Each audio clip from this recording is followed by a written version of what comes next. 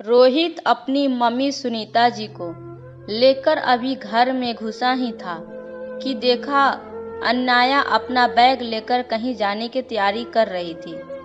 उसे देखते ही वो बोला, तुम कहाँ जा रही हो? हाँ, आज बिंदा के यहाँ किटी पार्टी है तो मैं वहीं जा रही हूँ। वहाँ से हम लोग मूवी देखने जाएंगे। बहुत दिन हो गए हैं घर से कहीं गए हुए। लेकिन तुम ऐसे कैसे जा सकती हो? मम्मी की तबीयत भी खराब है।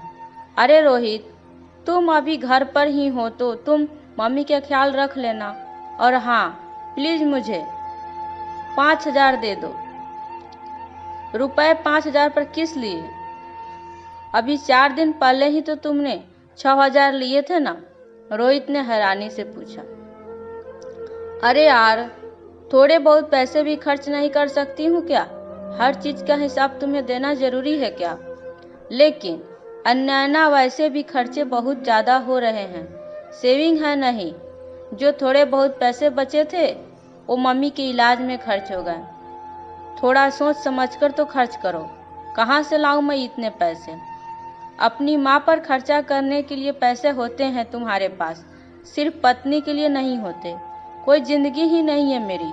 मुफ्त की नौकरानी जो मिल गई है तुम्हें। तुम्हारे घर को भी संभालो, तुम्हारी माँ को भी संभालो, और रुपए ये खर्च ना करो। कहती हुई अन्नैना अपने बैग वहीं सोफे पर जोर से पटकते हुए अंदर चली गई। इधर रोहित अपना सिर पकड़कर बैठ गया। उन दोनों की बहस देखकर सुनीता जी उदास हो गई और चुपचाप अपने कमरे में जाकर बैठ गई। आखिर कर भी क्या सकती थी? सबसे पति गए हैं तब से वह घर की स्थिति खराब है।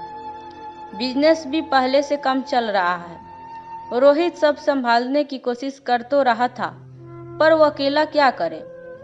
अगर अन्नैना का ही साथ न हो तो जरा जरा सी बात पर उठकर बैठ जाती है। उसे अपने खर्चों में कमी रास नहीं आ रही थी। ऊपर से सुनीता जी की बीमारी ने कमर तोड़कर रख दी। बेचारा रोहित कभी माँ को लेकर हॉस्पिटल भागता तो कभी बिजनेस मीटिंग में। अन्नैना कोई जिम्मेदारी हाथ में नहीं लेना चाहती। खैर, घर में बिल्कुल शांति फसरी हुई थी। आधे घंटे बाद अचानक दरवाजे की डोरबेल बजी। रोहित ने ही जाकर दरवाजा खोला। एक पल के लिए हैरान ही रह गया। सामने अन्नैया की मम्मी और भैया खड़े थे। उसे समझ तो आ गया था कि अन्नैया ने ही उन्हें फोन करके ने बुलाया है। मम्मी जी ने दरवाजे से ही पूछा, क्या बात है दामाद जी? अन्नैया फोन पर बहुत रो रही थी। ऐसी क्या बात हो गई? इससे पहले रोहित कुछ कह पाता, भैया ने कहा, मेरी बहन आपके घर में बिल्कुल भी खुश नहीं है। उसे अपनी छोटी छोटी इच्छाओं को मारना पड़ रहा है। कैसा ख्याल रखते हैं आप उसका? रोहित ने अपने आप को शांत रखते हुए कहा, पहले आप लोग अंदर तो आइए, फिर बात करते हैं।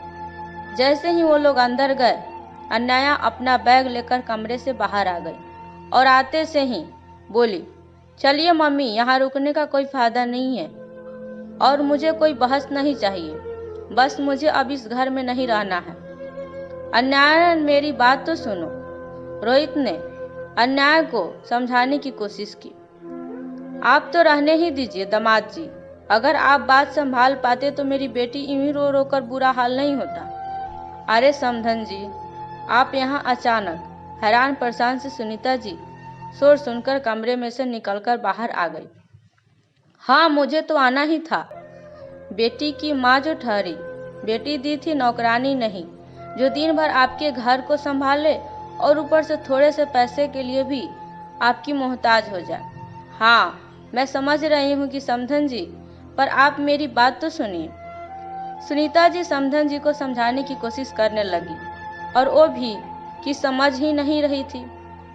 जब वो आपके घर का काम कर रही है, आपकी सारी जिम्मेदारियां निभा रही है, आपके घर की बहू है, तो अपनी ख्वाहिशों पूरी करने के लिए कहाँ जाएगी? उसकी इच्छाओं का मान तो आपको ही रखना पड़ेगा ना। उनकी बात सुनकर सुनीता जी बोली, देखिए समधन जी, जब तक सब कुछ बहुत अच्छा चल रहा था, हमने कभी भी अन्नैया को पैसे देने से इनकार नहीं किया। लेकिन यहाँ कुछ समय से बिजनेस सही नहीं चल रहा है। ऊपर से आए दिन मेरी तबीयत भी खराब रहती है। तो घर की बहू होने के नाते अनन्या को भी तो सोचना चाहिए। आखिर घर गृहस्थी है, वक्त ऊपर नीचे चलता ही है, कभी कम तो कभी ज़्यादा हो ही जाता। हाँ, लेकिन यह कम ज़्यादा सिर्फ बहू के लिए ही क्यों होता है? क्या आपकी दवाइयाँ में कोई कमी हो रही है? आपके खाने पीने में कोई कमी हो रही है? बस कमी तो मेरी बेटी के लिए हुए हैं। उसकी इच्छाएं पूरी कर सकते तो लेने आ जाना, नहीं तो लेकर जा रही हूँ मैं अपनी बेटी को। रोहित ने जब देखा कि उसकी सास कुछ समझाने को तैयार ही नहीं है, तो उसने सुनीता जी को शांत रहने के लिए इशारा किया। अनन्या अपनी मम्मी और भैया के साथ वहां से रवाना हो गई। रोहित ने भी अनन्या को रोकने की कोशिश नहीं की। रोहित, तुमने उसे रोकने की कोशिश क्यों नहीं की? बेटा छोटी छोटी बातों को रबड़ की तरह नहीं खींचते। नहीं मम्मी, ये बात तुम्हारी बहू को भी समझना पड़ेगी कि मैं पति हूँ उसका, एटीएम कार्ड नहीं। बेटा, तेरा घर बिगड़ जाएगा, कुछ नहीं होगा, आप फिक्र मत करो। जितने ऐसे आराम से उसे रहने की आदत हो चुकी है ना, वैसे ऐसे आराम उसके मायके में नहीं मिलने वाला। रोहित जानता था कि अनन्या की जितनी इच्छा यहाँ ससुराल में पूरी हुई है, उतनी इच्छाएं कभी भी उसके मायके में पूरी नहीं की गई। उसके पिता अक्सर बीमार ही रहते हैं, इसीलिए उसकी आधी सैलरी तो उनके इलाज में ही चली जाती है। भाई और भाभी की इतनी इनकम नहीं जितने अनन्या आए दिन पैसे मांगती है। अनन्या एक मध्यवर्गीय परिवार की बेटी थी, जिसे रोहित के पिता ने रोहित के लिए पसंद किया था। लेकिन ससुराल में इतना पैसा देखकर अनन्या का दिमाग घूम गया। आए दिन शॉपिंग करना, किटी पार्टी में जाना उसके लिए नॉर्मल सी बात थी। इधर अनन्या अपने मायके आ गई। उसे वहां देखकर उसकी भाभी भी हैरान रह गई। उसके पिता ने समझाने की कोशिश की तो उसकी मम्मी ने उन्हें चुप करा दिया। उस दिन तो उसने दिन भर कमरे में आराम किया। रात को खाने में दाल रोटी और भिंडी की सब्जी देखकर उसका मुंह बिगड़ गया। यह क्या बनवा दिया है मम्मी? मेरा तो पेट नहीं भरेगा, मैं तो पिज़्ज़ा ऑर्डर कर रही हूँ। उसकी भाभी ने उसकी मम्मी की तरफ देखा तो उन्होंने कहा, उसका मूड खराब है, पिज़्ज़ा खाना चाहती है तो खाने दो। अनन्या का मूड होता है तो काम करती, वरना दिन भर पड़ी रहती। मूड किया तो घर का खाना खाया, नहीं तो बाहर से मंगवा लेती। बैठे बैठे अपनी भाभी को ऑर्डर देती रहती। भाभी भी मन ही मन कुटती रहती कि ऑफिस और घर के काम क्या कम है, जो ननद भी घर पर आकर बैठ गई। ऊपर से नित नए खर्चे करती रहती है। ऐसा करते करते 10 दिन हो गए। आखिर मध्यम वर्ग की भी एक सीमा होती है। आज रविवार था तो सब लोग सुबह की चाय साथ ही पी रहे थे। इतने में अनन्या भी उठकर घर आ गई और बोली, मम्मी मुझे पार्लर जाना है, थोड़ा माइंड फ्रेश हो जाएगा, प्लीज़ 5,000 दे दो। उसकी बात सुनते ही उसकी भाभी हैरानी से उसकी तरफ देखते हुए बोली, रुपए 5,000, वो भी पार्लर के लिए? ननद रानी, यहाँ मायके में कौन सा धन रख कर गई हो आप, जो आपने सब मांगा निकाल कर दे दे?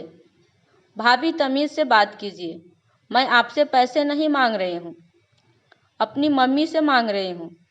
अनन्या थोड़ी बिगड़ते हुए बोली, अच्छा, पर आपको बता दूँ कि आपकी मम्मी भी इसी घर में रहती है, और शायद आप ससुराल जाकर भूल गई है कि आपका मायका मध्यवर्गीय है, जहाँ खर्चे इच्छाओं पर भारी हो जाते हैं। और वैसे भी आपको बता दूं कि इस घर का खर्चा कैसे चलता है, वो हम दोनों पति पत्नी ही जानते हैं। भाभी बस, आप तो कुछ भी बोले जा रही है, मत भूलिए कि ये मेरा मायका है। अनन्या ने अपनी आवाज़ तेज करते हुए कहा, बेटा तुम भी मत भूलो कि तुम्हारा मायका मध्यवर्गीय है। तुम्हें 10 दिन से जिस तरह ही हरकतें हम करते हुए देख रहे हैं ना, उससे तो लगता है कि गलती रोहित की ही नहीं बल्कि गलती तुम्हारी है। अब की बार उसके पापा ने कहा। अरे आप क्या कहे जा रहे हैं? अनन्या की मम्मी ने कहा तो उसके पापा ने डांटकर उसे ही चुप करा दिया। चुप रहो तुम, एक शब्द नहीं बोलोगी। अब अपनी बेटी का घर बिगाड़ने में तुमने भी कोई कसर नहीं छोड़ी। तुम्हारी बेटी के खर्चे देखे हैं तुमने? ये भूल गई कि ये किस जगह से निकल कर गई है। इसके ससुराल वाले का बुरा दौर चल रहा है, तो वो इसके उल जलूल खर्चे पूरे नहीं कर पा रहे हैं, तो बजाय ऐसे बुरे दौर में उसका साथ देने के ये उनको छोड़कर चली आई। अरे ये पढ़ी लिखी है, गंवार थोड़ी ना है जो सिर्फ मांगने के लिए हाथ फैलाती रहती है। अरे आत्मनिर्भर बने। किससे मना किया है? चाहती तो उसके पति के साथ बराबर कंधे से कंधा मिलाकर साथ चलती थी, लेकिन नहीं, इसने तो पति को एटीएम कार्ड समझ रखा है, जब चाहा कैश कर लिया। इसे तो लाख गुना अच्छी मेरी बहू है जो अपने पति के साथ कंधे से कंधा मिलाकर चल रही है और इस घर के खर्चों को बराबर संभाल रही है। इससे कहो कि आज से आज अपने ससुराल जाए, नहीं तो अपना बंदोबस्त कहीं और कर ले। हम इसके बेवजह के खर्चे नहीं उठा सकते। आखिर अनन्या को पापा के आगे उसकी मम्मी कुछ न कह पाई और उन्होंने अनन्या को ससुराल जाने के लिए कह दिया। इधर अनन्या को भी समझ में आ गया कि उसके नखरे सिर्फ उसका पति उठा सकता है और कोई नहीं। आखिर वो लौटकर अपने ससुराल चली गई और अब वह अपने पति के साथ समझदारी से घर चलाने लगी। हालांकि गलतियां अभी भी उससे होती थी, लेकिन अपने मायके वालों से शिकायत करने की जगह वो सुनीता जी से पूछना ज़्यादा पसंद करती थी। दोस्तों, कहानी कैसी लगी? यदि अच्छी लगी हो तो लाइक और कमेंट करना बिल्कुल भी मत भूलिएगा। यदि आप मेरे चैनल पर नए हैं तो सब्सक्राइब जरूर कीजिएगा। आपको कहानी सुनने के लिए बहुत बहुत धन्यवाद।